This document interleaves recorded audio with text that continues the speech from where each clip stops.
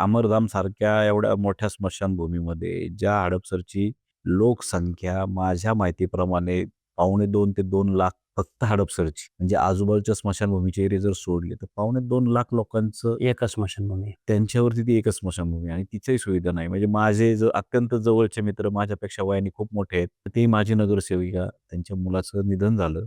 त्या रात्री अवकाळी पाऊस चालू होता आणि मी स्वतः त्या अंत्यविधीला त्या ठिकाणी उपस्थित होतो. सगळे पत्रेवरून गळत होते. अग्नी देताना सुद्धा उभं राहता येत नव्हतं. एवढी वाईट अवस्था होती. आणि ते काळं घाणेरडं पाणी अंगावर पडतं. सगळा धूर वरून जो त्या ठिकाणी धुराचा जो लोट होता त्यातून भिजल्यानंतर ते काळं पाणी अंगावर लोकांच्या पडत होतं.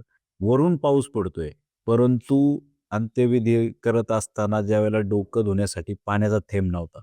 म्हणजे एका बाजूला धो-धो पाऊस पडतोय आणि दुसऱ्या बाजूला नळ सोडला तर एक थेंब सुद्धा पाणी येत नव्हतं. एवढी दुरावस्था त्या स्मशानभूमीची होती.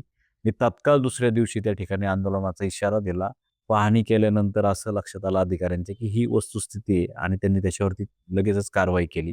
रोकठोक महाराष्ट्राला सबस्क्राईब करा आणि बेल आयकॉनवर क्लिक करायला विसरू नका.